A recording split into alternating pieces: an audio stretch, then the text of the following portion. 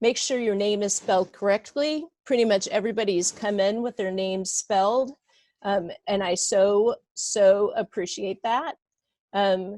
If you needed to change your name, you could do that by clicking on participant down here, which then opens up this pane over here on the right-hand side. And then you can click name change.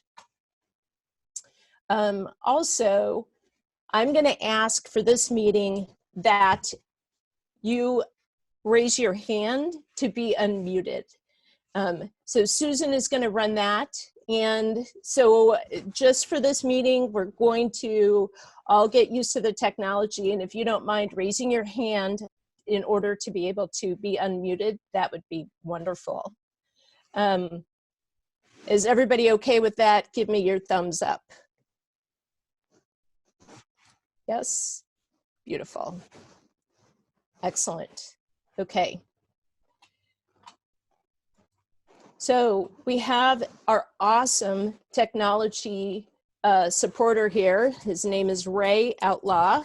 You can see him, he's waving right there, and you can also see his phone number up above his head, kind of like a halo, which is great. So Ray will be there to help with any of your technical issues. And as you can see, if you need to, write down this number, but he's actually put his number up above on the panel above his head. So that is so helpful, Ray. Thank you. I also want to let everybody know that this is a public meeting. So we will be recording the entire meeting. So what you say is public and will be on public review next week. So we will transcribe it and we will post this meeting to the web. Community members, you are welcome to email your comments to us using info@i5rosequarter.org with the subject line CAC Meet and Greet. That way we'll get your feedback that we truly appreciate. And Susan will be putting that information in the chat room so everybody can see it as we go along. So as your facilitator, it's my job to make sure that we keep moving. But it's also my responsibility to make sure that every single person is heard. And I want everyone to know that I reserve the right to interrupt people if they go too long, and if we are starting to go off track. So again, today is a meet and greet, and we're going to begin to get to know each other. And that's really, I just want to make sure that that's where we start. So let's get going. So the Community Advisory Committee is just that. And our purpose today is to honor the past to create the future. This is deep, meaningful work that requires us to acknowledge where we have been, because transforming community is both creative and destructive. And in order for us to move forward, we must honor the previous communities and peoples who were displaced over the past 200 years. That is our context for today and our work moving forward. So today in our virtual meet and greet, there's 25 of us, and we're going to get to know each other. We won't be making any decisions today, and we'll be participating and practicing some skills that will help us do our work in the future. So please remember, this meeting is public, and any CAC member private chats for technical reasons also become public. And so let's just go ahead and jump right into our agenda today. So I always love to start by finding out who's in the room. So we'll start with introductions. And I'm just so excited to hear about who is here and why. Then we're going to go through our meeting agreements. We'll do a virtual gallery walk, and then we'll look at the next steps for the committee. Any questions? All right, so introductions. I would love for Andrew to start us off. Susan will unmute you.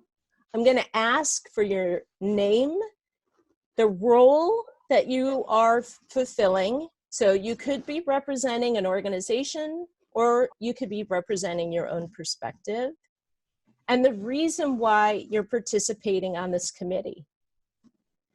There's 24 of us, 25 of us, so it's going to take a while. I want to give people a minute, and I am going to be timing, and so I'll give you this kind of signal that says go ahead and wrap it up when it's going too long.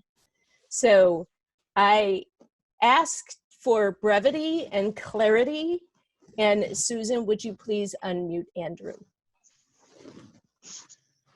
Andrew is unmuted. Good evening, and thank you. I hope everyone could hear me. I'm Andrew Campbell. My role is a community member that's from Portland, but I know within the email I'm also said this with REACH as well, which is racial and ethnic community approaches for community health, which is just to reduce health disparities. And my reason here is on this committee is to be more engaged in future Portland, and yeah, and looking forward to meeting and others as well. Thank you so much, Andrew. I really appreciate your participation. Bianca?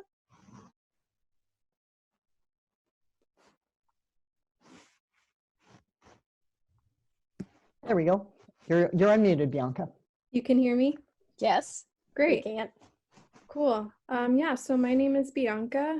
My role here is just like Andrew, I'm a community member. I'm not here on behalf of any organization. I'm here because I was born and raised in Portland and live in the Overlook neighborhood. And I just love my city. I've loved growing up here. And I really just want to see the best for not only just the people who live here, but the people who, like me, grew up here and have seen a lot of change in the city throughout the decades. So just wanting to be a voice for those who are typically marginalized or outcasted or pushed aside, and be there to support them. Thank you so much. Brad?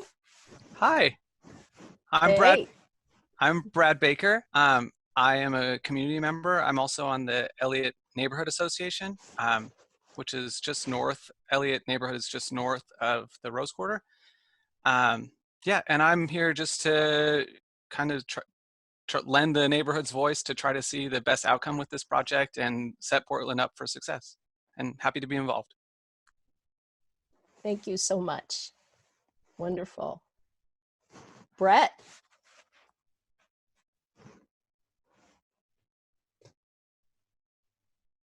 Working on it. Okay. There we go. Hi, my name's Brett. I'm with Thousand Friends of Oregon, which is a land use planning advocacy organization. It's been around for about 20 or 30 years in Oregon. And we seek to create livable, healthy communities through effective land use planning. And so we look to bring some technical expertise because we've been involved in past highway projects. I'm also very personally vested in the project because from where I live now, I could throw a stone and hit I-5. So I live in Kenton and North Portland. So it's very personal to me as well. Thank you so much. Really appreciate it. Beautiful. Carolyn? Hi, my name is Carolyn Stoudemire. I've interested in the projects because I've been living in the neighborhood since 1956, and I saw a lot of changes going on. And I would like to, make sure, we get the best possible what's, for our neighborhood. Fantastic. Thank you so much for your participation. Really glad you're here. Christopher?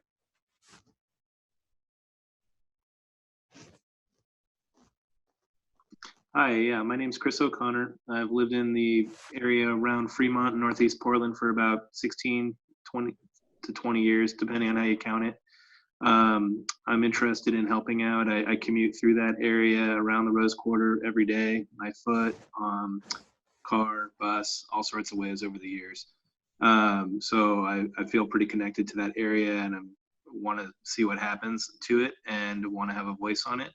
My day job, I'm also a public defender. So I represent a lot of folks that live in the area, people that have historically been displaced from the area, and interact a lot with some of the government agencies that are involved in the law enforcement in that area. So that's sort of my perspective. I'm glad to be here. Thanks. Thank you. Thank you so much. Claire? Hi, my name is Claire Vlach. I am here representing pedestrians. I chair the Plans and Projects Committee at Oregon Walks, which is the state pedestrian advocacy organization.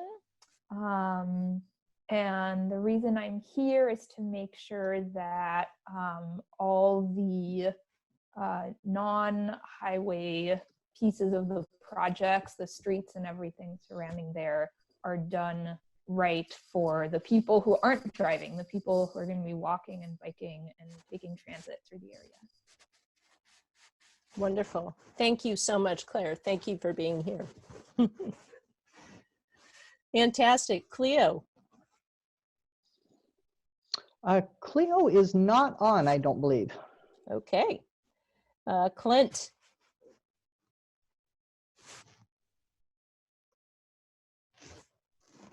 Do not seem to be able to unmute Clint. He has been in a couple of times in different ways. Clint, can you unmute yourself? We might have to circle back, Christine. I might need to communicate with Clint. Wonderful. David? Hi, my name is Dave Ansel. I'm originally from Northeast Pennsylvania, very rural area. Moved to Portland about 8 years ago. I live in Southwest Portland, but work in the Irvington area on Broadway. So I'm about 14 blocks from the I-5 corridor, and I walk through that area frequently. And I usually ride my bike to work. And I've lived in a lot of different cities. I've visited a lot of different cities, and I thought I've seen what works and what doesn't, and thought maybe I could bring something to the party. So thank you for having me. Thank you for joining us. So appreciate it. Wonderful. Diane?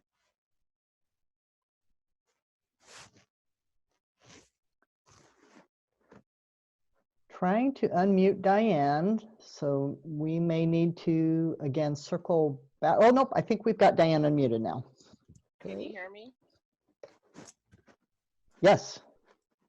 Okay, my name is Diane, and I've been living in Portland all my life, and especially around this area. So,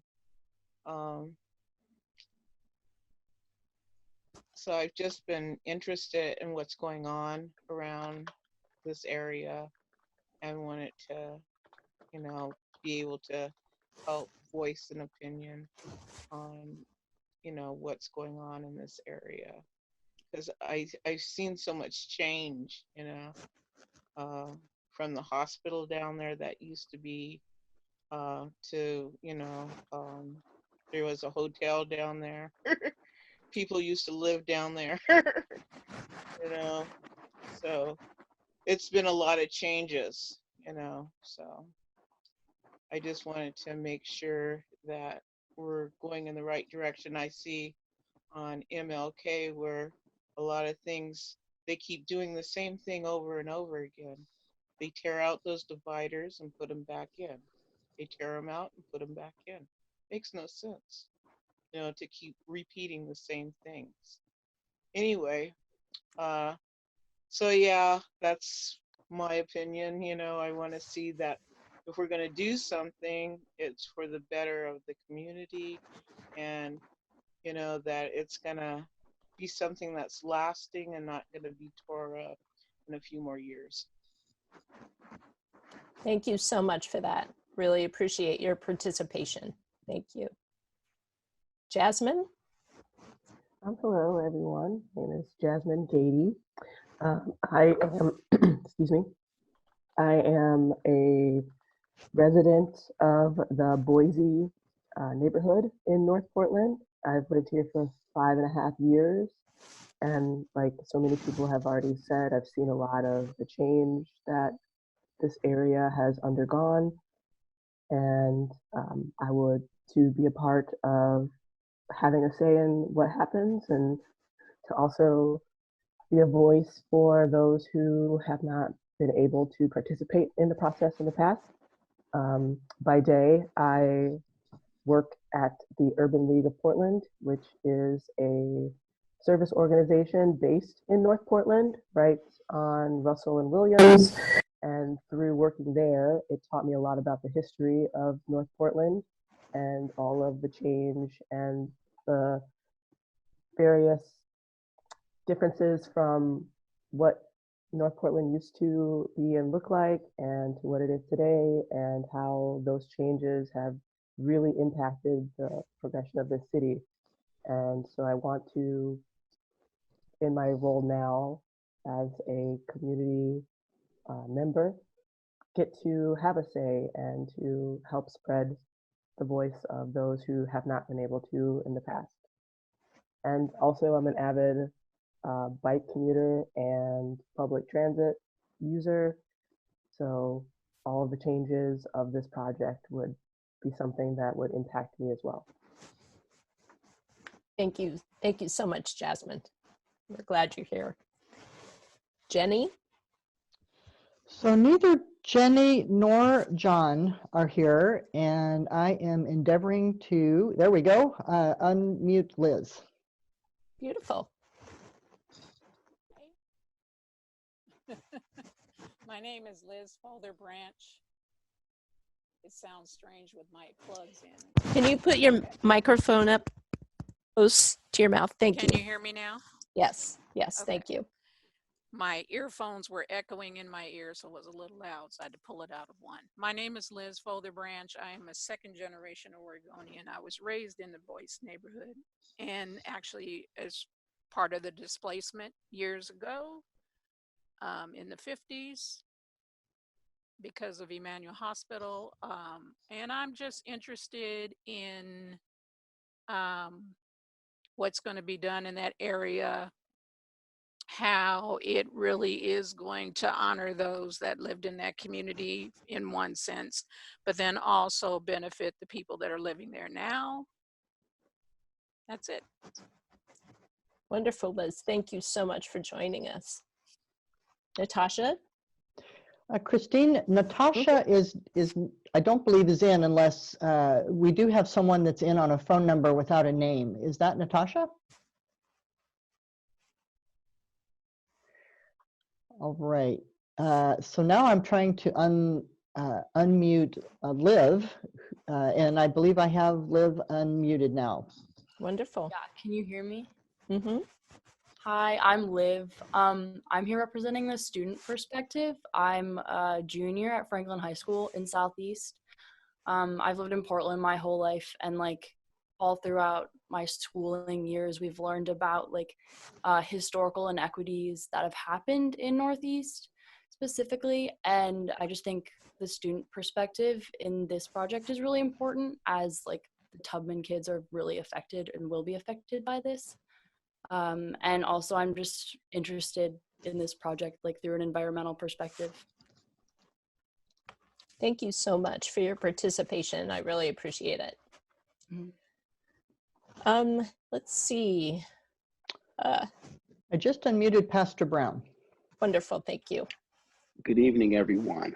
Pastor Craig Brown. I'm the pastor of St. Paul Missionary Baptist Church, which is located in North Portland, and I'm getting involved. I've been in the area now about 5 years, but this project is probably going to affect a lot of my members that have to commute. And so I just want to make sure that I'm able to pass on all the information they will need in order to navigate that commute once all this stuff really gets started. And just to have my ear to the ground to get the information so I can make sure that the community is also informed of everything that's going on. So glad to be here. I also work for the federal government for the Department of Veteran Affairs. So all of this stuff that's going on affects certain areas of my life and their lives. So I just want to make sure that I'm a good advocate working with all of you moving forward to make Portland great, especially when it comes to our highways and byways. So much. So appreciate your help. Wonderful. Bob, Carol? Hey, this is Bob Carroll. Can you hear me? Yep. This is Bob Carroll. I'm a member of the Electricians Union. I lived up in the area northwest here for about 30 years now. I'm also the president of the Columbia Pacific Building Trades Council. We represent about 16,000 union members in the Northwest Oregon area. I'm hoping to give a little bit of perspective from the labor point of view. And I see this project as an opportunity to connect the community, to provide apprenticeships, to provide jobs, and provide careers, because that's what we do when we start apprenticeships. So I think this would be a good project, and I'm here to help. I'm here to listen, and I'll do what I can do. Thank you very much. And I apologize right now because I've got to leave the meeting about 5:15 to get on another meeting. Totally understand. Thank you so much. Glad you're here. Thanks. Sumya? Hi, can everybody hear me? Mm-hmm. All right, my name is Saumya. I grew up in the Portland area, and I've lived in North and Northeast Portland for the past, 7 years or so. And I can really connect with a lot of what everyone has been saying so far, so I don't want to repeat too much, but you know, as we all know, this project has really huge impacts and has, like Christine was talking about, has a lot of history. And so I want to be the best advocate that I can for communities that have been disproportionately impacted or have not had a say in the past. So like I think Bianca and Clara mentioned earlier, really connect with that. I'm also an urban planner and urban designer by day.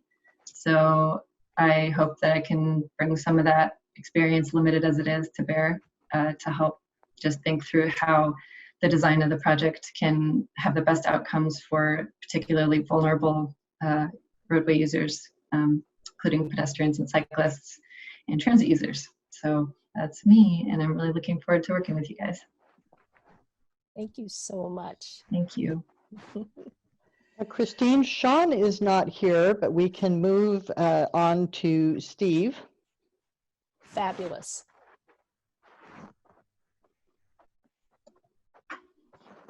Welcome, Steve. Although, there we go. Hi, everybody. Yeah, I think I just unmuted that mic. You did. All right. I've lived in my house in the Humboldt neighborhood for 44 years. I was active in the Humboldt Neighborhood Association for about 15 years, I would say, and the Northeast Coalition of Neighborhoods. I was the land use chair for Humboldt when the Albina Community Plan was written. I spent most of my career as a building inspector for the city of Portland. my son went to school at Humboldt, and which is a neighborhood school, probably not half a mile from I-5. I was a bike commuter virtually my entire career, and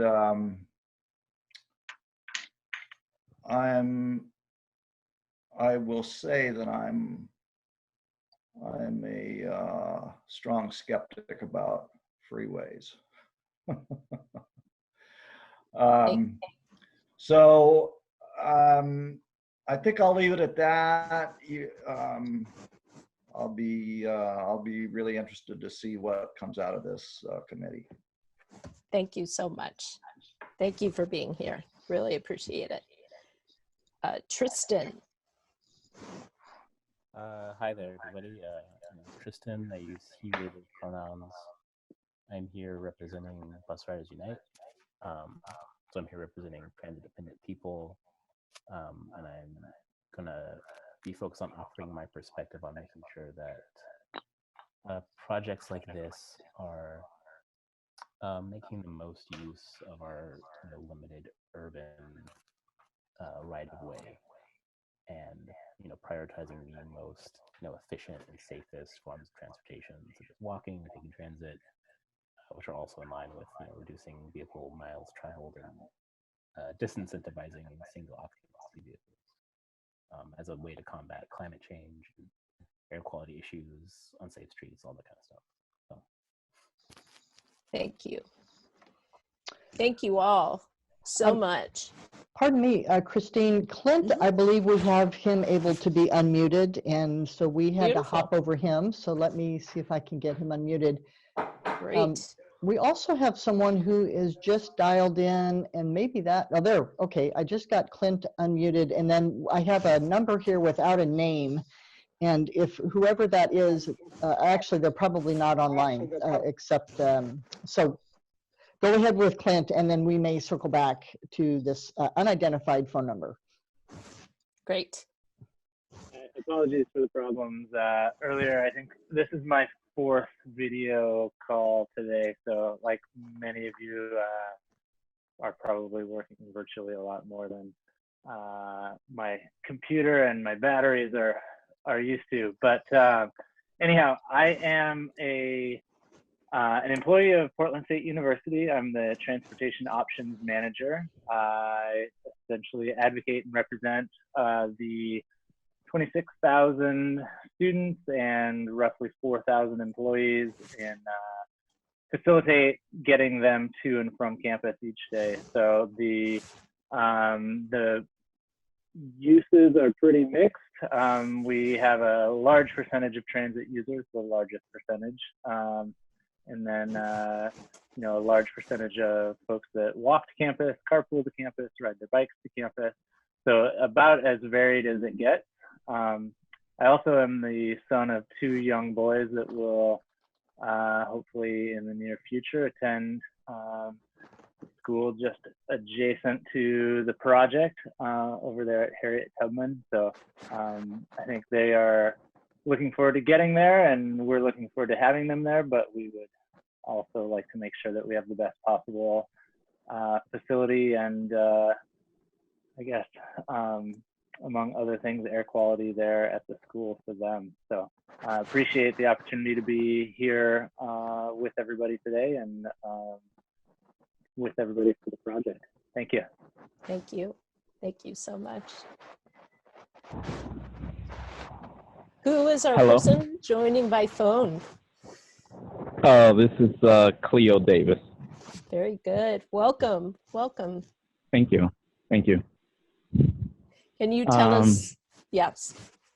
Go ahead. Go ahead. Yeah, just tell us a little bit about who or what you are representing, and then why you're on the committee. Okay. Well, it's more of a personal interest. Mm-hmm. I grew up in Portland. I'm originally from Northeast Portland, and my wife and I are artists, designers, all the way from, and historians and researchers. We've done, we're the artists behind the Black Williams Project, as well as art along Alberta and a few other projects. But we also range from anywhere from visual design to architecture to urban design and planning. So those are our personal interests that got us involved with wanting to know, what the next moves that the city plans on making. A lot of folks have already spoken about the detriment that has happened through urban renewal and city policies that did not affect the Black community in such a great way. So I would say that my interest here is, to be aware of what's going to happen here in Northeast Portland and to those who are Black and African American here in Portland, Oregon. Thank you. Thank you so You're much welcome. for being here. You're welcome. Christine, John Isaacs was able to join, and I am unmuting him, or trying to unmute him right now. There we go. Wonderful. Hi, John. Can you hear me? Yes, I can. Hi, I apologize for being late. I also, this is, I think, my 7th call today, and apologize that I'm not on video. I've finally figured out the problem with why this Zoom is not connecting to my camera, so the next time we meet, you'll be able to see me. My name's John Isaacs. I'm the Vice President of Government Affairs for the Portland Business Alliance, which is the Portland Regional Chamber of Commerce. We're also the largest business network in the state. We have 1,900 members, mostly throughout the Portland region, but we also have members from 22 counties throughout the state of Oregon. Sorry about that. And really happy to be a part of this task force. Our interest in this is in figuring out a solution for having this project go forward, but in a way that has a Portland community solution. This is one of the top 20 choke points in the nation in terms of the movement of freight and goods, which is what we're most concerned with. But we also, like I said, are committed to a Portland way solution to this, and I'm looking forward to collaborating with all of you. As far as my background, I grew up in Milwaukee, Oregon, graduate of Oregon State University, and I've worked in various roles in public policy in the state and nationally for the past 25 years. So I'm just really proud to be part of this group and look forward to working with all of you. Thank you so much. Thank you for being here. Anybody else, Susan? I believe that is it. We knew that Shannon would not be able to be here this evening, and haven't seen Sean Penny or Jenny Taylor yet. If they pop in, I will let you know. Thank you. Thank you so much. All right. Well, welcome, everyone. What an incredibly talented, wonderful group of people. This is going to be so exciting. And I, as your facilitator, Christine Moses, I have my own company, Buffalo Cloud Consulting. I raised bison for 5 years in East Texas, hence the name Buffalo Cloud. Used to be a ranch, now it's consulting. And somehow, well, there are many, many, many parallels and lessons to learn from bison living in community on land and being able to heal the land. And that's really an approach that I bring to facilitating, is that through this process, we're going to be able to heal. That's my big goal for this. So today, we're going to do a gallery walk, and I want to invite us to take a look at these agreements. When we get together again, we'll hash through them, we'll decide if these work or not. But for today, I'm putting these forth and asking for us to really try and live these. The first, listen, believe, and reflect. There's going to be time to be able to reflect today, and I really invite us to be able to do that. I'm actually going to invite you to take notes. We'll do a journal. We'll begin journaling in our next meeting, but if you want to start to take notes this time, that's absolutely fine. Part of our agreements, we're going to accept non-closure at this moment. We're going to speak your truth with compassion for yourself and for others. The big thing I wanted to try to do today is listen to understand and not listen to respond. Try not to have your response already going in your head while that other person is talking. This is a mindfulness skill on how to show up and how to deeply listen to other people. And so I'm going to ask that all of us work on that in this process. Value and celebrate each other's experiences. I truly believe that if we open our hearts and we open our minds, then we can really explore different possibilities. And kind of like I put forth earlier, step up and then step back. Be concise. Some people may be extroverts and love to talk, some may be introverts and really need to think first before speaking. I want to honor everybody and how you show up and how you are part of this group. Are there any other agreements that you think we need to add?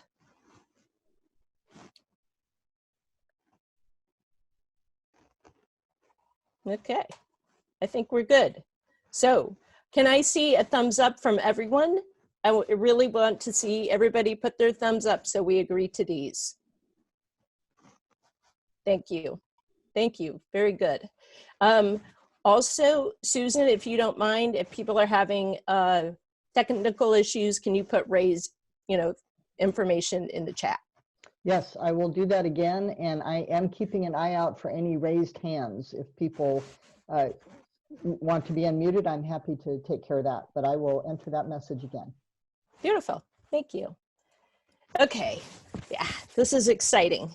So today, the purpose of our virtual gallery walk today is to bring our fondest memories of Albina into the room so that we can acknowledge the disruption of vibrant communities in order for our community to heal. And through our stories, we will begin to know each other. So that is the purpose of our gallery walk.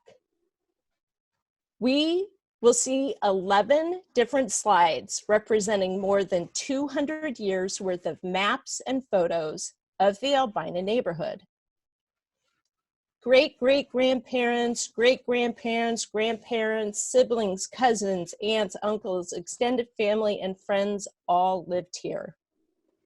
If your family lived or lives in Albina, please think of one of your fondest memories. Tell us the cross streets and tell us the story that goes with that memory. If you've not lived in Albina, please tell us a positive story about your experience in the neighborhood. When we get to the slide that reflects the time and place, raise your hand so Susan can unmute you. I'm not going to give a ton of context to the photos, but I will give some. These are the general Albina area. This is a reflective exercise for each of us to understand and appreciate the past, and for each of us to develop our shared meaning. There may be some silence, and that is okay. And as a person who loves to fill the silence, this is going to be a good test for me. I want you to have time to reflect and then be able to tell your story. So CAC members, please raise your hand to share when you want to. And are there any questions? Okay, we'll go ahead and get started then. So this slide represents the Portland area pre-development and the Native American tribal nations that were and are the stewards of this land. Are there any thoughts or stories that should be told about this time and place?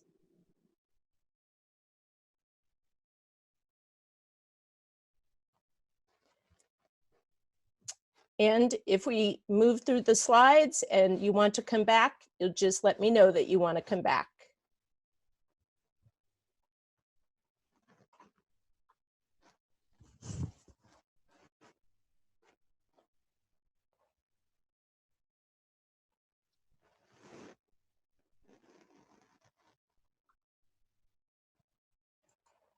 Okay. So this is a plat map of early Portland from the 1860s. Are there any stories from this time period that anybody wants to bring forward?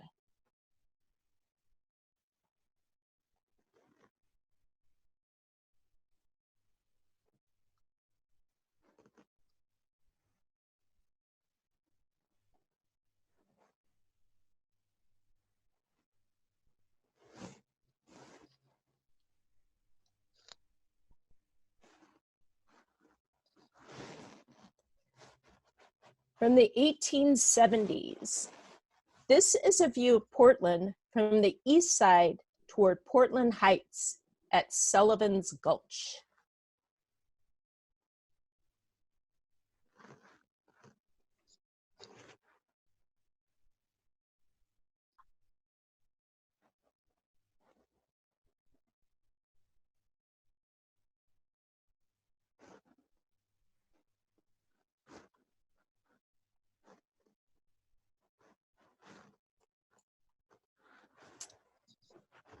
From the 1920s, this is Broadway and Wheeler, the location of the current Left Bank building.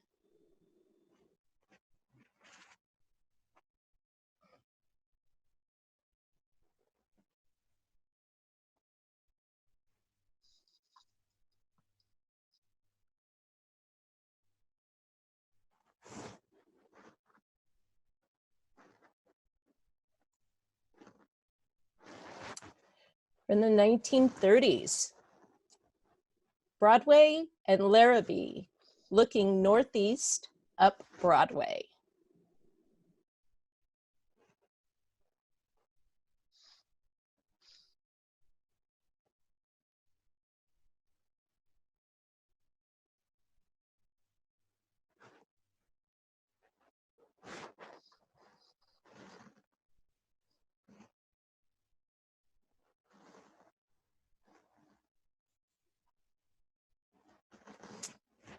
In the 1940s, this is an aerial of Portland. North is up at the top. The southern bridge is the Steel Bridge, and the northern bridge is the Broadway Bridge.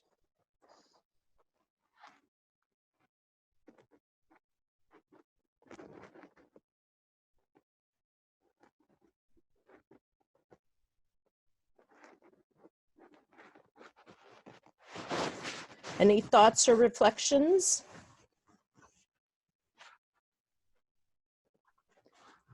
Can I Chris? jump in and say something?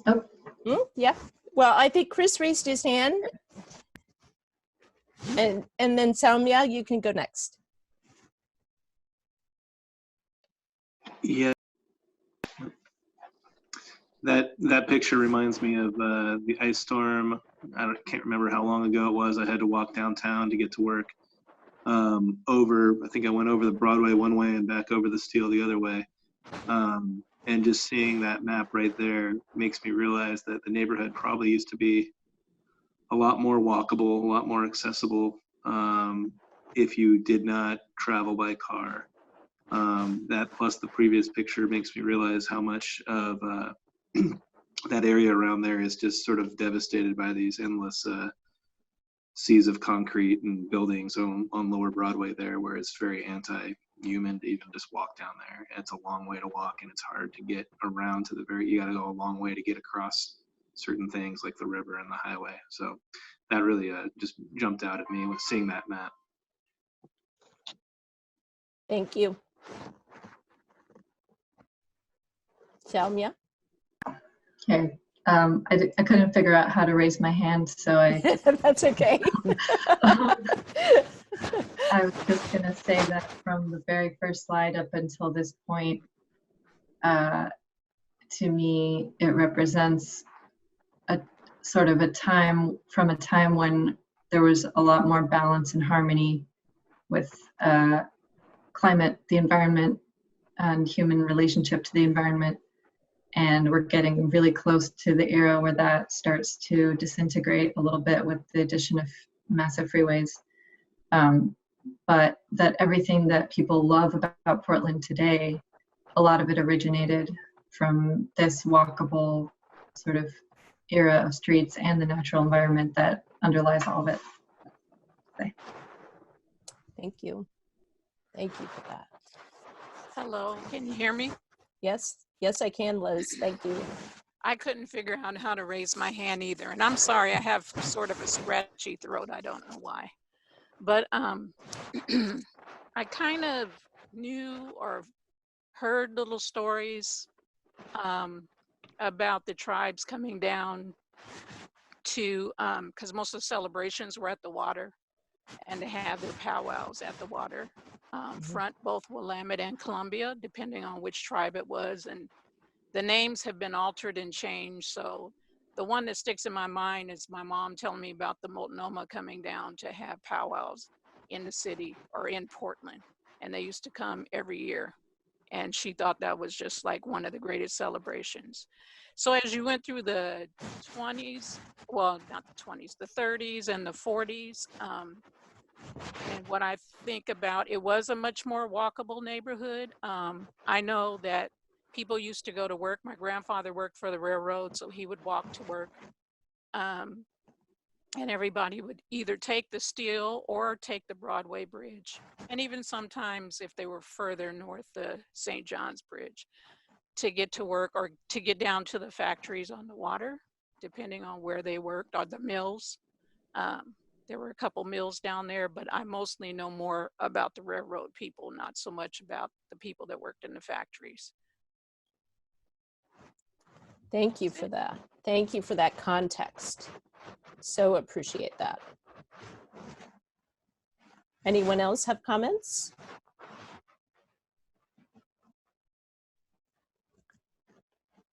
Okay. Hey, Christine, this is Susan. If folks really do want to make a comment and they can't, please jump in. Yeah, jump in. And then if you can't unmute yourself, you can send me a chat just to me or to the panelists, and I will also keep an eye out for that. Great. Or wave your hand. That works too. Thank you.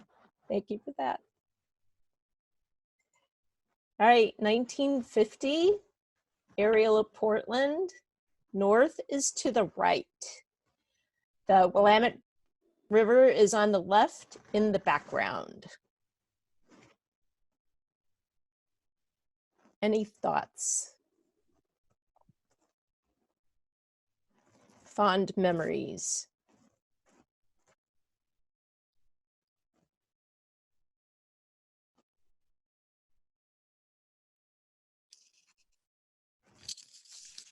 Hello, I guess this is Liz again. Can you hear me? Yes, I can. Okay. So this is my time period and probably a few other people's time period. And so in the 50s, well, not quite as early as 1950, I was born at Emmanuel Hospital, and then lived on Gantenbein and I think it was Morris, Gantenbein and Morris, which is now the parking lot of Emmanuel Hospital. And my great aunt was 2 blocks down on Ganton Vine between Cook and Ivy, I think it is. And she had already lived there. I just recently found out, because I'm kind of a ancestry nut, so I'm tracing back my family history. And I realized that she had been in that house since 1937. Wonderful. It's no longer there either. Mm-hmm. Thank you for those memories. Thank you for that. Christine, excuse me. Let's see. We had Andrew gave a really helpful tip about raising hands to folks. And then we also wondered, it looked for a minute like maybe Clint had his hand raised. So Clint, nope. Okay, Clint is shaking his head. Just wanted to make sure, Clint. Thank you. Great. Thank you. All right. Anyone else in the 1950s want to talk about the 1950s?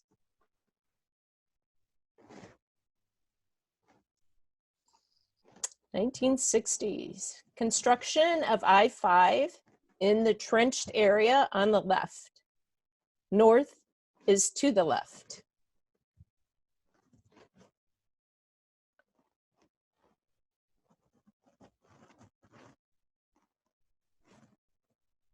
Sorry, was Diane waiting?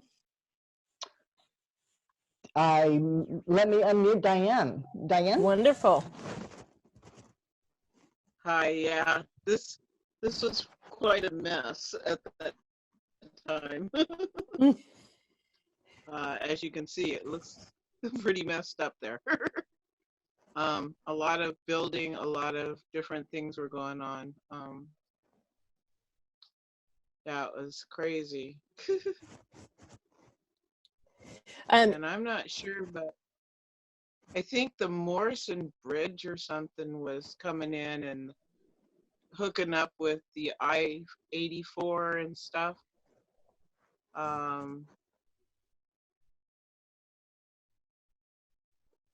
It was just really weird.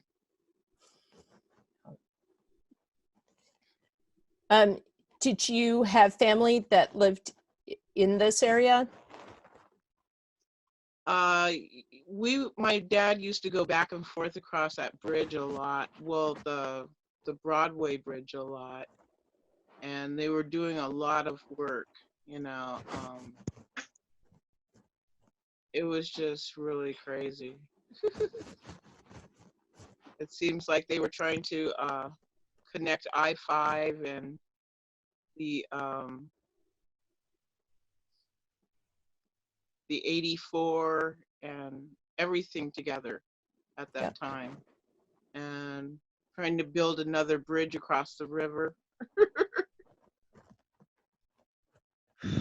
Thank you so much for that, Diane. Carolyn, did you want to jump in? Yes. Yeah, I remember parts of the 50s too, because I've been living here since 1956 in the same home, and I've seen a lot of different changes. And, you know, when the freeway was getting ready to come in, they were talking about, and see, they had displaced all the people down there because there were homes down there where, you know, the freeway is and where the school district is now. And then, I mean, it was a mess. You know, there was a lot of people that lost their homes, you know, and because of Emmanuel Hospital too. So, you know, everything changed. You know, it was carefree back then. You know, we were growing up and there was a lot of people in the area. And then when the freeway came in and Emmanuel Hospital and all that, it just displaced everything. Thank you so much for those memories. I really appreciate that. Thank you. Mm-hmm. And this is Liz again. What I remember about, actually it's before 1960 for us. I think in 57 we moved up 8 blocks to Shaver and Ganton. But by maybe like right around the 60s, my aunt had to move from her home, and they moved over into historic Irvington, so it made us further apart. She was more or less the matriarch of our family because my grandmother had already passed. Thank you, Liz. Thank you so much for that context, everyone. So appreciate that. Thank you.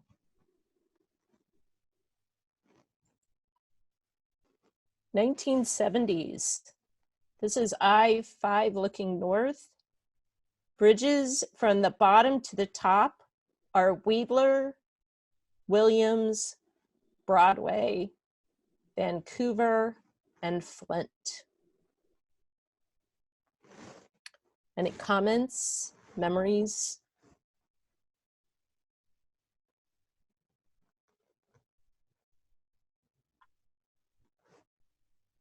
Brad, did I see your hand wave? Yeah, I'll just say, I live just north of this area, so these last two photos have really just shown such a contrast from kind of the way things were in the first couple photos. It seemed, you know, you could see connected streets, neighborhoods, what you assume people all living together, and then that previous shot with the trench being dug and all the parking lots, you kind of see the end of community and sacrificing everything for cars and beginning to like focus on just throughput through these corridors rather than communities. So it's really stark difference just to see kind of how our priorities shifted as a society from community to just maximum efficiency for cars and kind of sacrificing everything else. So it's just kind of, it's tough, and it makes me sad to see this photo and then comparing to the previous ones. It's like, imagine what Portland could be if we hadn't just gone down this path.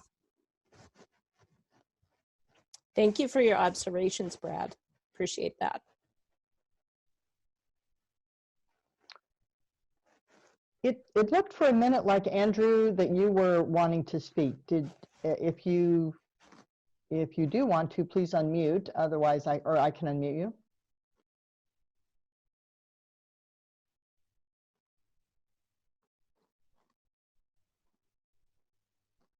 Nope, I think we're okay. You want to speak? Oh, Bianca. Let me unmute. There, Bianca's unmuted. Yeah, so I mean, this slide and the previous one just show prime examples of redlining. You know, freeways and highways were typically placed in more socioeconomic of low-income backgrounds, and that was done on purpose, really, to connect suburbs of where the more wealthy people at those times lived, to connect them to their places of work so that they didn't have to drive through the poorer neighborhoods. So this, to me, in the previous slide, just show where the priorities were as far as making it easier for those who were more wealthy, so that they didn't have to drive through the poorer neighborhoods. Yeah, and it's just unfortunate to see that this is what it's come to, and to see that people are just displaced. Thank you so much, Bianca. Thank you. I would like to add one other thing to that, because that's perfect timing. It was definitely a red line neighborhood, but it was also a very mixed income neighborhood. There were some professionals that were also in that neighborhood, so it inconvenienced them as well. Store owners, shop owners, restaurant owners. So that displacement did a lot, but you're also right. The reasoning, I think, for putting in the freeway by I think it was Bianca, is that your name, Bianca? You're right. It was a way to get around. It was a go around in redlining neighborhoods like it had been all over the nation for the reasons that you say. But I think the thing that's the most disappointing to me as an educator, I'm a retired teacher, is the fact that the history of that community was really not taught and isn't taught, because it was a very mixed income neighborhood. And yeah, I'll just leave it right there right now. Thank you. Thank you, Liz. Anyone else?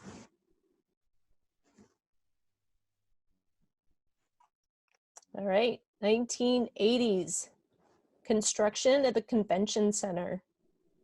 North is up and I-5 is to the left of the construction site. Any thoughts about this?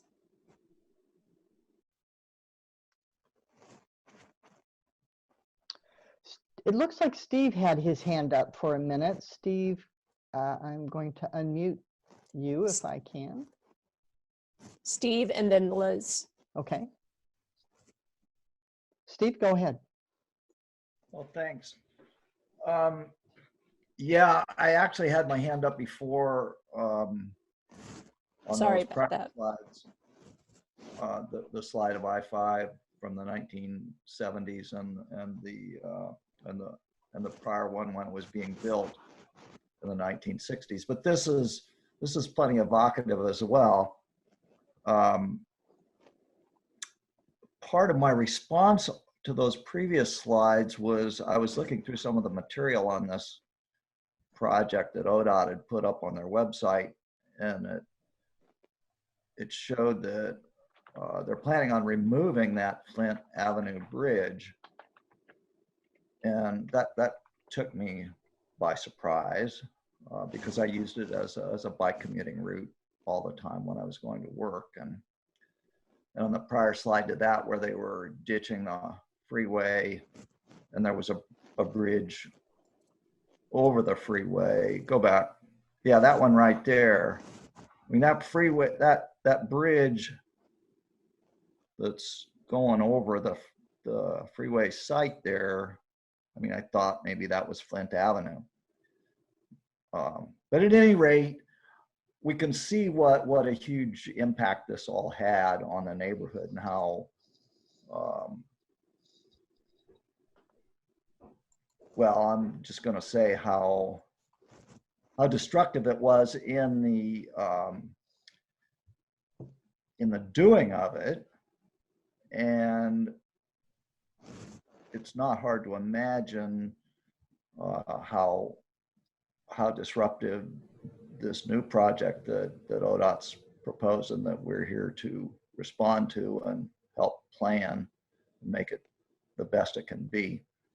How disruptive that will be when you're talking about dispersing what, $500 million at least. Anyway, that's all I got for now. Thanks. Thank you. Thank you so much, Steve. Liz? Just briefly, I think I'm not living in Portland at this time, but I am hearing about the congestion and the traffic and how hard transportation is. And even when you were on public transportation, because a lot of my family didn't drive, they caught public transportation. It was just difficult for my grandfather in those days to kind of get around with all the disruption. Thank you for that. Any other thoughts? Hello? Yes. Sorry. Yeah. Oh, no problem. So in the 1980s, was really pretty much the nail in the coffin when it comes to the Black community here in Portland. This is when, I mean, many things happen. This is when the breakdown of family and community through the flooding of crack cocaine into the neighborhoods, as well as, since this is a ODOT project that we are speaking on, is when the traffic patterns were changed all the way from the 60s to present. So in the Black community, we have experienced where Williams Avenue was changed from a two-way to a one-way along Williams in Vancouver, as well as the islands put in on MLK to actually stop the growth of business. So the 80s is really jam-packed with the final nail in the coffin of what today is called gentrification in the past was called urban renewal. So that's pretty much all I have to say. There's just a bunch of, from there, there's just a bunch of details. So that's just what comes to my mind. Thank you so Thank much. you. Thank you, Cleo. I appreciate You're that. welcome.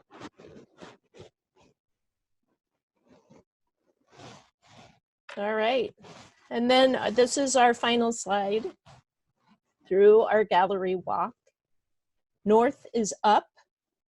The big white building on the bottom is the convention center. Up and to the left is the Moda Center. The southern bridge is the Steel Bridge, and the northern bridge is the Broadway Bridge. Memories. I see Chris and then Andrew. Oh, thank you. I was so busy looking at hands being waved at the screen. I missed those. Susan, you tell me who's in line and you do your thing. Yep. No, I think you're right. I think it's Chris and then Andrew. And then I also think maybe Pastor Brown was raising his hand. Very good. Not sure. Thank you. So Chris first. Yeah, I just wanted to say this reminds me, looking at this new picture, the latest pictures here, of being able to. I mean, I haven't lived here that long, but I remember when you could take the Fairless Square all the way up to Lloyd Center from downtown. Actually, the first place I lived in Portland, in Northeast Portland, was I picked it because I could walk to the Max and get downtown for free to my job downtown. At the courthouse downtown, and then when that went away, trying to walk through that area right there, they put in a lot of great bicycle ramps and things like that. But it is a long way, and it is not easily accessible for pedestrians. It's not that accessible for bicyclists of certain skills. I'm not the most skilled rider, and I'm not going to brave certain types of traffic. But I noticed there's no highway for people, and there's walking, and there's no highway for people on bicycles. That's just what jumps out at me on this one. Thank you so much. All right, I have Andrew next, and then Tristan. Wonderful. Hey, appreciate for showing all of these PowerPoints. It really brings home as a person that kind of like, I can see the area that I grew up and everything on this PowerPoint slide, from middle school to commuting in a wide range of modes in this area. So I just think it's brings home, it's cool to see the transformation from a wide range of perspectives, and it's good that you are beginning this as in honoring and remembering the history that happened. Because with me, as a person that grew up in this area and that understands gentrification and a wide range of other institutional isms, it's good to just pay homage to the history of it. So appreciate it. Thank you. Thank you, Andrew. All right, I'm unmuting Tristan. There we are. Yeah, so I guess basically what I wanted to say about this Tristan, can you put your microphone up to your mouth so we can hear you a little better? Yeah. I can get closer to the computer. Okay, great. So basically what I wanted to share about this was that as someone who, commutes to this area fairly regularly, I'm transit dependent, so I'm always on the Max or on the bus here. Basically, unless you're just passing through, either on a bus or a train, or blazing through on your car on the freeway, this place is just nightmarish to get around. It is horrible if you're a pedestrian. It's horrible if you're a bicyclist. I've ridden through here on my bike many times, and it's just such a bizarre and confusing place. There's switchbacks and horrible intersections that are just extremely stressful try to get through as a vulnerable road user. And you know, when you compare this to what it was before, which was just like a nice dense neighborhood with tons of walkability and just a nice comfortable grid that you can just get anywhere on, is just really astonishing. Yeah, so just looking at that, looking at the difference between what used to be a vibrant, beautiful neighborhood turned into just a big, disconnected, divided, confusing mess of a place that most people are just passing through, unless you're, you know, going to like the Moda Center or something like that. Yeah. Thank you so much. Thank you. We have Bianca next. Beautiful. Yeah, I just wanted to piggyback off of what Andrew said. That really resonated with me. Just briefly, I grew up in the Mississippi, Alberta area by Jefferson High School. And same as Andrew, I would, you know, in middle school and high school, take the Max to hang out with friends, go to the Rose Quarter, to Lloyd Center. Yeah, and it's just that slide that you started with in the 40s to now, it's honestly just quite upsetting too, just to see like there's really no neighborhoods now. And where the neighborhoods are still, it's where there's more wealth or wealthier neighborhoods, wealthier families, where you still see those neighborhoods. Yeah, and it's bittersweet to see that. So like Andrew said, I appreciate you going through those slides. Thank you, Bianca. You've really taken us right into our next slide, which is, what did you notice? And really, I want people to think about how you felt going through this process and seeing all those slides. What bubbled up for you? Was it in your heart? Was it in your throat? Was it in your chest and your stomach? Like, where in your body did you feel those things when you were seeing the slides? And what did you learn in this process? So I think you guys can just unmute yourselves and jump in. I would love to have that conversation. Feel free to go back and forth with each other. But I would love for us to kind of debrief this and talk about how you felt going through this process, please.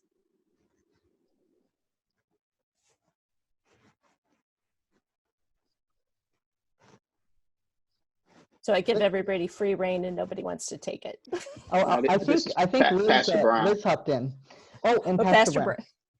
Right. Yes, yeah, sir. Considering, you know, I'm not from the Portland area, and like I said, I've only been in the area roughly around 5 years, but just listening to what everybody had to say and also seeing the slides of the growth of the city, the progress of the cities from, you know, the early 1800s on up to today, was a great history lesson. So I got kind of a little bit more tuned in to what Portland has, I guess I could say, grown into, and also feel the pain of those who have lost some memories because of the growth of Portland and the way that the highways were implemented. So I thank you all for that history lesson. Welcome. Thank you. Cleo, I see that I think you want to join in. I don't know how you saw that. No, you're unmuted. So yes, okay. So then that's how you saw that. Okay. Yeah, that's how I saw that. Oh, I can read minds. Okay. I can read minds too. Well, that's a good skill. Well, I mean, this will seem negative, but you know, my experience has been, we're talking about feelings, right? And emotions and how we feel. Whenever we start off with the history, I mean, I know it's meant to be very respectful and all, and to reminisce, but my feeling is, and it's just a feeling, it's just an emotion, that when we start off with the history and a facilitator coming out with the history and all this type of thing. It's almost as if you're about to get screwed again, you know.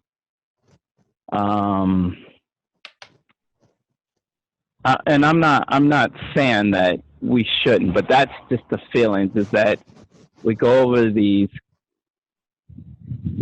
like historical feel good moments or even feel bad moments and addressing or speaking about the traumas, harms, and pains, but when it comes down to it, we don't really rock with the economic and financial piece.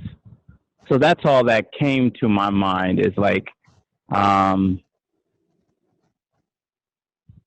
of keep your eyes on the prize type of piece. What's going to come out of this? So it's more about paying attention and learning and listening about what changes are going to come to the community again. That's all.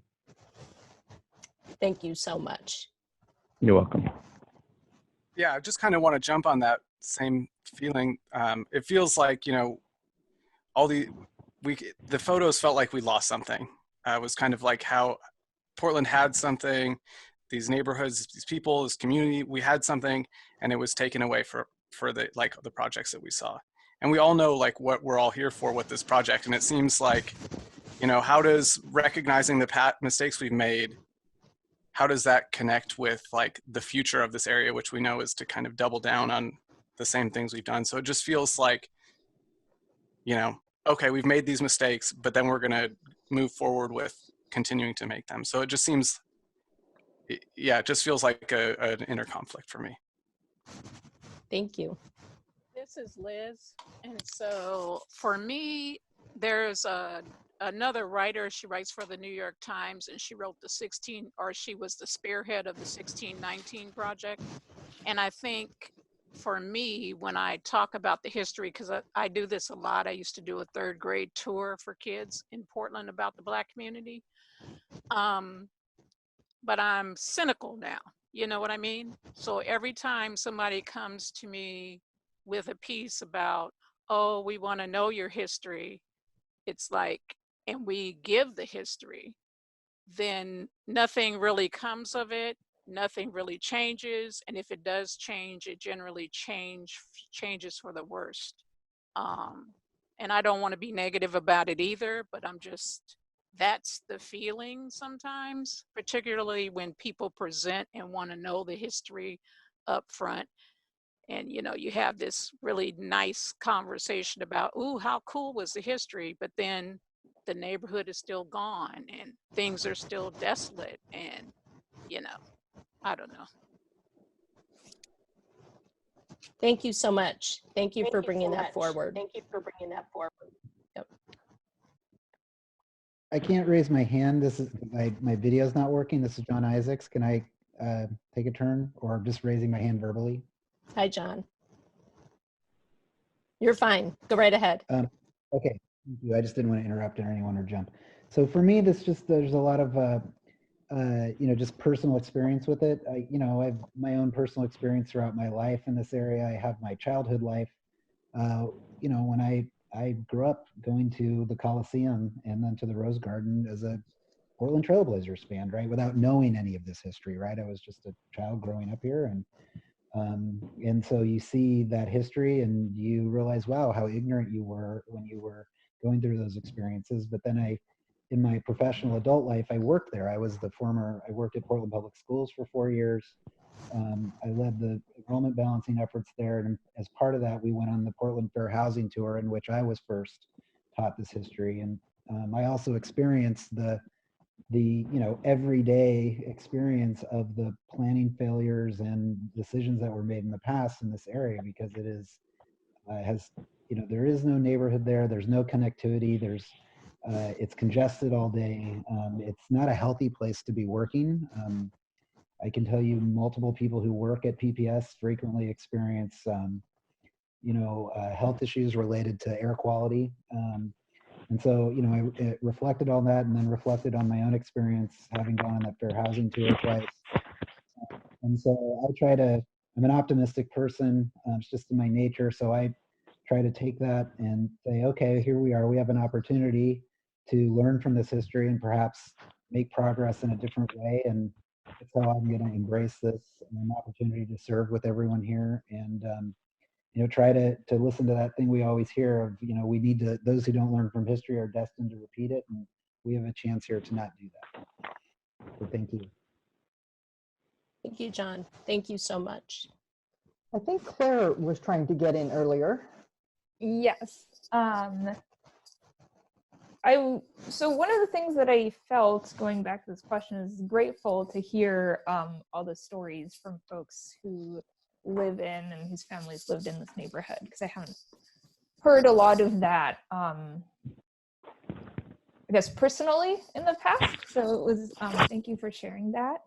I also wanted to follow up on some of the comments, I think, from Cleo and Brad about sort of this sinking feeling looking through the images about like, oh, we have this nice neighborhood and we know what's coming, the freeway is coming, and tearing it apart. And this idea that we're going to do it all again, and maybe push back on the idea that it's a given that we're doing it again, that maybe we can still stop it. Like we didn't manage to last time, but maybe that's still an option this time around. It's not a done deal yet. Yeah. Thank you, Claire. Thank you for your comments. It looks like Cleo is unmuted. So Cleo, I don't know if you're wanting to make another comment or not. Or ask Well, I kind of thought, in the beginning, I thought we were told to unmute, so we kind of not just wait our turn, but kind of mesh in and have an overall conversation, not like individual speeches. So, I'm kind of looking forward to just having this ending conversation on a mesh of different ideas and things of that nature. Yeah. That's why I'm unmuted. Okay. I agree. And this is Samia.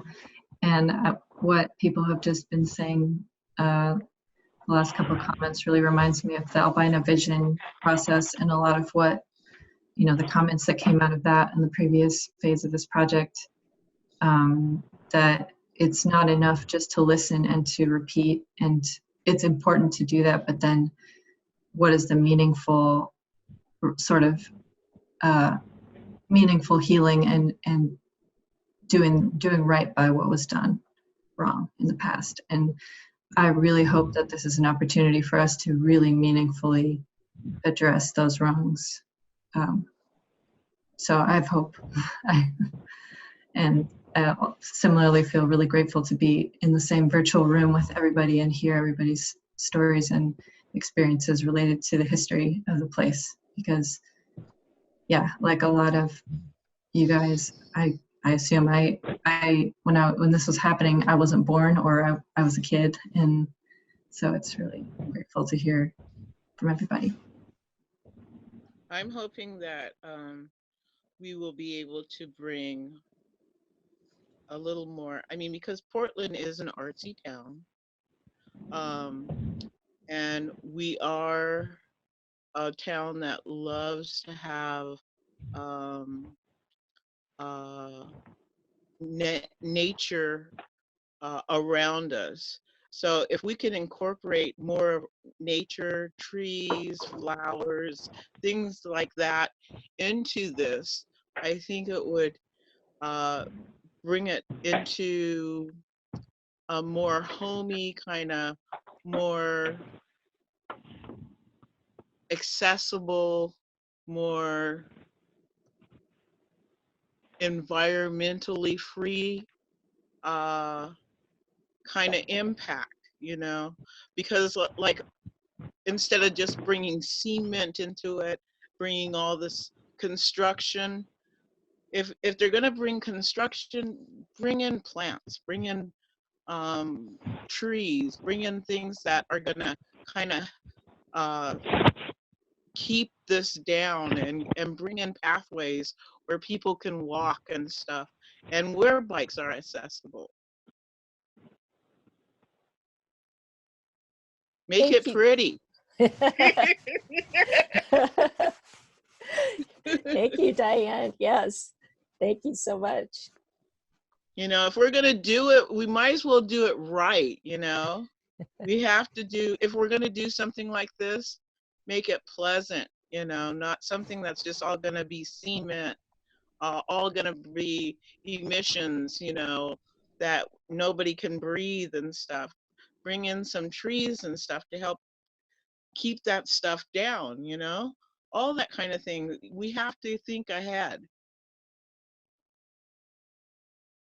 Thank you. Thank you. Carolyn, I think I saw you maybe wanting to jump in.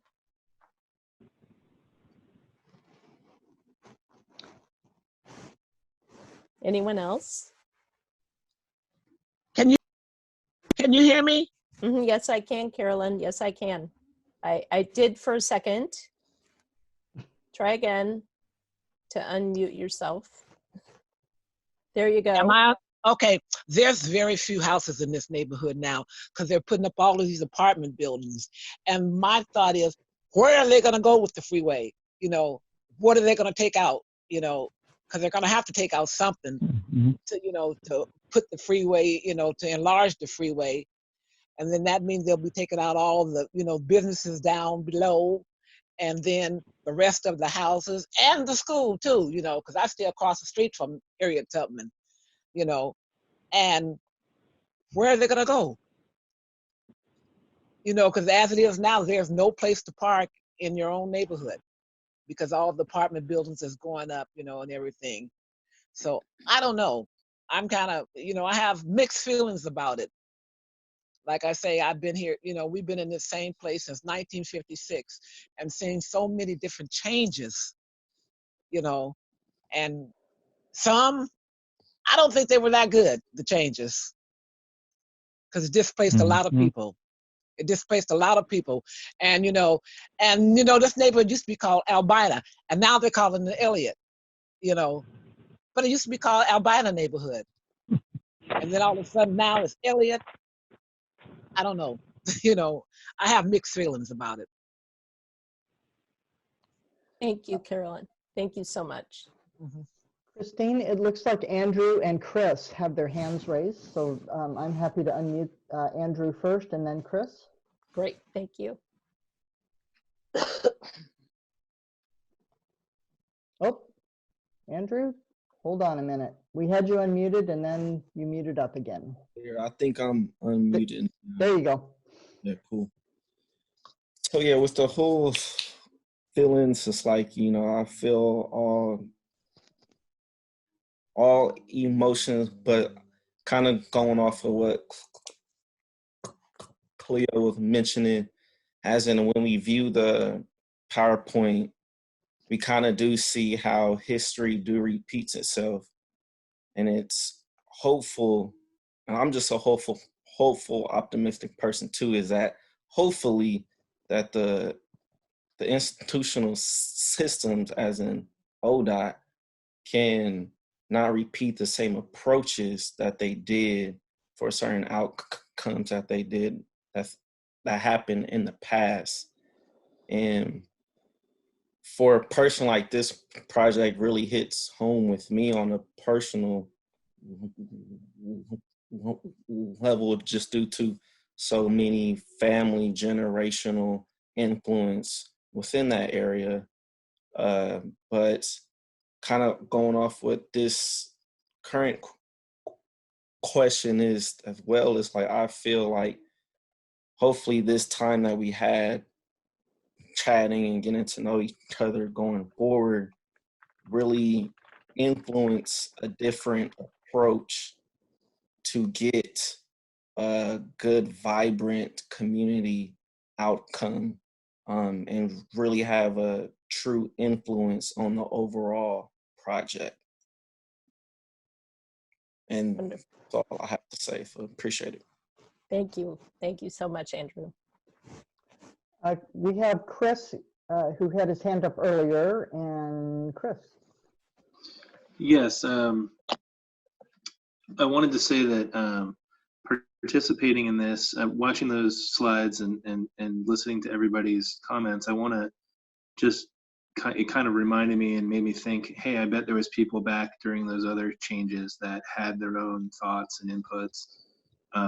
This is a bad idea. This should be look nicer. This should be more connective of the different neighborhoods. There was probably pastors of churches and people who lived in the neighborhood and people who commuted from there and to and from there that had strong thoughts on this. And it just made me worry. We don't hear about those voices now. The results overwhelmed what people wanted. And I think we certainly have a more participatory system set up now, hopefully to correct some of that. But it made me nervous, and maybe I'm not an optimist, maybe I'm more of a cynic, but it made me nervous that I don't want to be a rubber stamp where somebody says, oh yeah, well, we had a committee, so what we did must have been fine because the committee came to a general agreement about it. I want to make sure that the outlying voices in this group get reflected in the final message so that it's not a sort of a majority kind of opinion or just one written by the organizers or the bureaucrats, essentially. I wanted to actually reflect what actually people are thinking in the community, which I don't think we don't have that reflection from those past changes and past decisions. Thank you so much. Thank you, Chris. Well, if you have not spoken today, there will be a chance again when we meet again to reflect on what we've gone through today for this gallery walk, as well as the lessons that we want to apply to our work going forward. So just, again, if you want to take notes, I actually suggest that we keep a journal for each of our meetings and being able to know where we've been and then being able to document for ourselves where we're going. So you guys are the Community Advisory Committee for this project. Your community perspective is vital to the project that's been in the works for more than 10 years. And it's now at a really critical juncture. So I wanted to introduce you to two members of the ODOT team. They are Megan Channel and April DeLeon Galloway. And I would like for you guys to introduce yourselves, if you don't mind. Megan. I am, okay, Megan, you are unmuted first, and then April. Hi, everybody. I'm Megan Channel. First and foremost, I just want to say thank you so much for being part of this committee. I know that it is a large time commitment, and there are so many other things that you probably be doing aside from being in this Zoom room with us tonight and moving forward. So just thank you. I'm the project director for the I-5 Rose Quarter Improvement Project, and I'm just really looking forward to working with each of you. The key things that I'm kind of hearing and themes that are coming up from this group and other community engagement processes are that we have a lot of trust building to do. Based on the history, ODOT doesn't have a good track record of trust in the community and how we've done projects. And so my goal with working with you is doing business differently. How can we make sure that the community voices that are typically underrepresented in these types of planning efforts are elevated and making, informing the decisions as we move forward. There has been a lot of planning history around the project, but that said, we're still very much in the infancy of this project. The design is still at a 15% design mark, which means there's a lot to go. And we're gonna need your help in helping define what those right decisions are. One of the things that I've heard from this group as well is, a sense of getting the project right. I'm totally with you. I want to get the project right as well, and I'm going to need your help in helping define what is right, because ultimately this is a project that is for the community, and your voices and the communities that you represent are going to be really important in that. So again, just looking forward to working with you. I guess one of my asks of this committee is that you hold us accountable. We're trying to do business differently and make sure that we're engaging the community in a different way than we historically have. And so as our community advisory committee members, I hope that you hold us accountable in showcasing how the input that you're giving us is being reflected in the project work moving forward. So thank you. Thank you so much, Megan. April, I'm going to ask you to chime in. Yeah, I'm April DeLeon Galloway. Can you hear me okay? Yes, we can. Okay, good. I'm April DeLeon Galloway. I'm the Rose Quarter Public Involvement and Communications Lead. And I first and foremost want to say thank you, like a million thank yous for being here, for volunteering on this committee, for your time, your commitment to carry the community's vision and values forward on this project. We do have a lot of work ahead of us. I'm really excited to hear your comments and your feedback. You know, I want you to know that we approach these meetings humbly and with the understanding that not any one of us has all the answers. You know, we have to work together. We've got a lot of work to do to work together with you all, with the Executive Steering Committee, the Oregon Transportation Commission, the regional partners and community-based organizations, with the community at large. There are a lot of people to talk to and a lot of really meaningful conversations we have left to have on this project so that we can get it right. And we do want you to hold us accountable and ensure that we do get it right, because it's, at the end of the day, this project has to reflect the community vision and values. So thank you again for this important work that you're doing. And I really look forward to all of our conversations. Thank you, April. Thank you so much, Megan.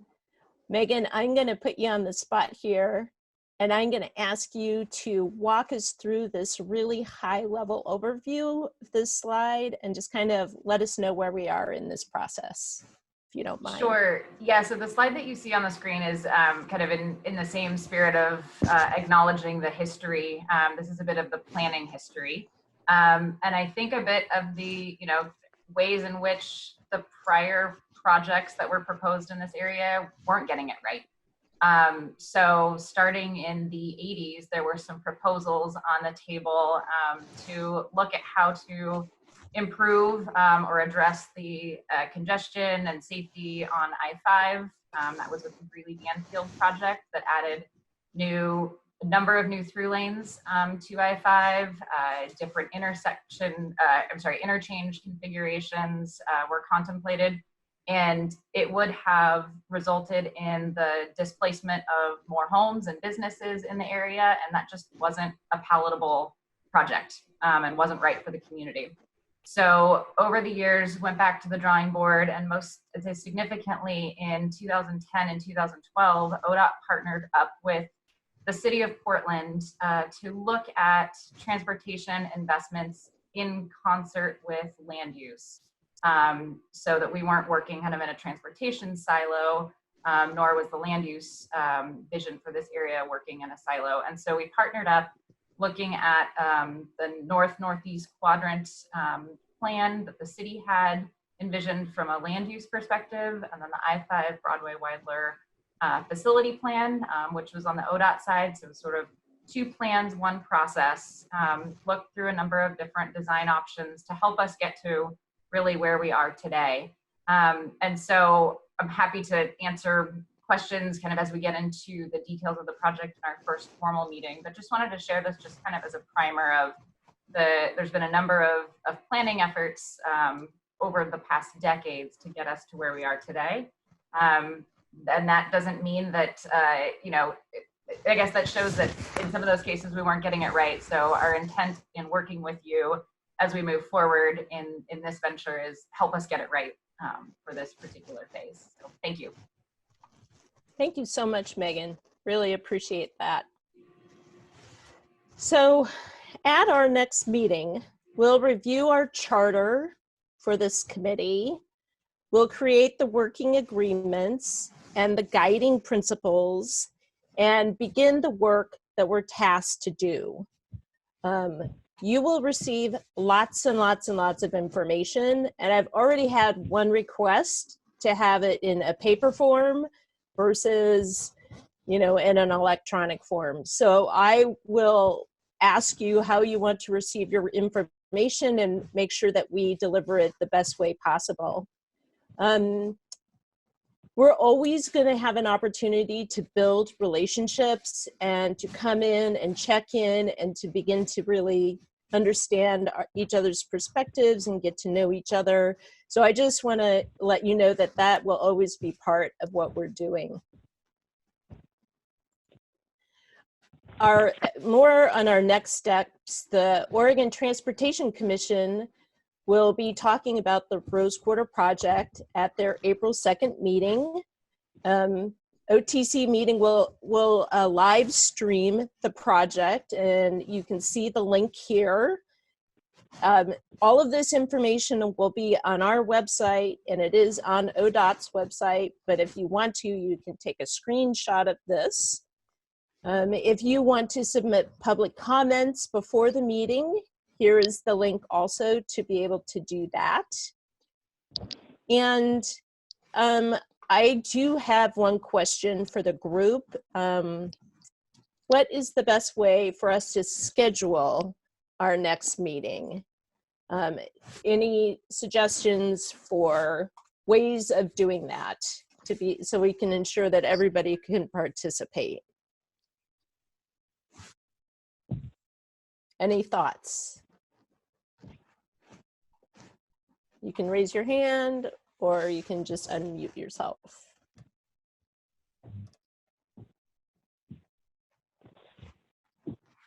Anybody use doodle polls? Everybody does what? Pardon? I saw lots of thumbs up. Okay, all right, yay, doodle polls. We'll be sending those out. And I want to let everybody know that I'll be in touch with you in order to schedule one-on-ones over the next couple of weeks. So that will be a really good thing for us to do. So just want to jump in real quick. I heard somebody go, what is a doodle poll, I think. So just clarify. Right. So everybody. I can email a doodle poll gives us a bunch of options. I can pick out a bunch of different options for meetings and see how many of the 25 of us can make. So is 3 to 5 better, or 4 to 6, or 5 to 7? The length of the meetings and the days of the meetings. You'll be able to write your name and then click in each of the times that you're available.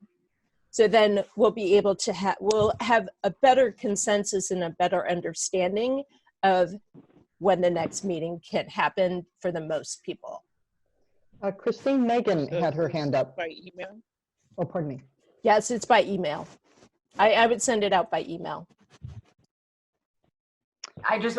Susan and Christine, I just wanted to make an announcement before we close. So keep going, but just come back to me before we're done. Oh, no. Right. Go right ahead, because we're getting ready to wrap up here. Okay. I also wanted to acknowledge, I think you probably heard mention of this throughout the evening, that there is an executive steering committee that is being stood up for the project.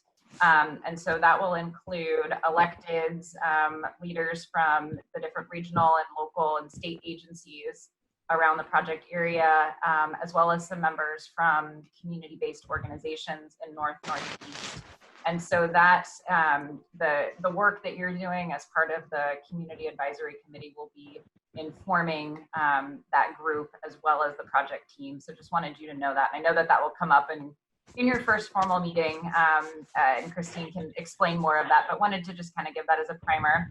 And also wanted to acknowledge that the Dr. Stephen Holt, who is a participant in the audience this evening, so I don't think he can speak, so I'm going to do my best on his behalf here to do a quick introduction of him. But Dr. Stephen Holt will be the facilitator and lead consultant for the executive steering committee. He's born and raised in Albina community as well, so has a keen understanding of the history and opportunity for path forward. He's also lead consultant and facilitator for a number of organizations and groups within this community, around from housing to community development opportunities and some transportation work. So we're just really excited to have him on board. And at our next meeting, we'll make sure that you get a formal introduction, but I just wanted to give a quick shout out to him as he's going to be integral in moving our process forward as well. So thank you. Thank you, Megan. There are many moving parts to this. So we're excited to be part of it all. Thank you so much. And here we are at the end. So this wraps up our meeting for today. It was wonderful to begin to learn how we're coming together as a team, and so we can be really effective advisors in this process. So again, I want to thank you all for your time.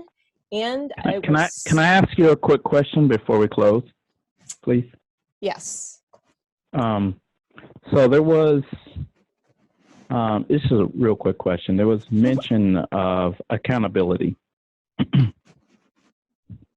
And I just want to, kind of make sure that, there's been a buzzword about equity and inclusion and, all of these things in the past. It wasn't mentioned today in today's meeting.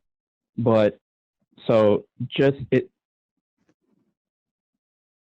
accountability was mentioned a few times. So I was just wondering, from those who mention accountability, is there a system of accountability that, they could throw out for us to follow? Megan? To hold folks accountable. Is there a process? What would the process of accountability look like?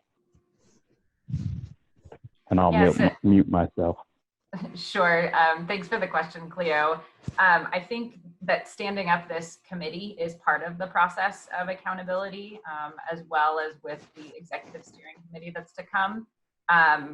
One of the things that I hope that we do moving forward and have an expectation that we do moving forward is that we reflect back on what we've heard from this group as we get into the project-specific discussions, and showcase sort of how we're implementing that into the efforts, or clearly articulating and explaining the reasons perhaps why we can't. So just making sure that the input from this group isn't going into a black box, that we have that two-way dialogue to showcase really the actions that we're taking and the steps that we're taking to reflect and take the advice and recommendations from this group, and just being really clear and communicative about that. So when I think about accountability from this group, that's really the perspective that I'm thinking about.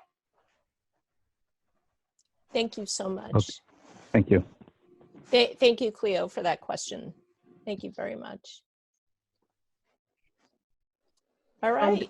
Just one thing, Cleo, in response to, I think, as we move forward, I think you guys will get a chance to weigh in on how we engage the community too, and ensure that we are, as we continue our discussions and our planning of the project together. So that's definitely something forthcoming, and we look forward to engaging in more conversations around it. Because the committee is actually like part of that two-way communication, right? Being ambassadors, going out to the community, and then bringing information back in also. Mm-hmm. Wonderful, thank you.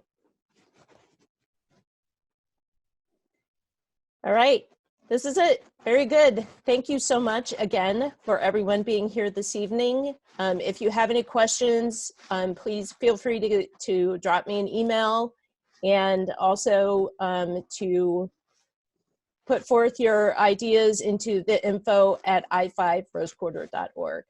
Thank you, everyone. Have a great evening. Bye. Bye. Thank you.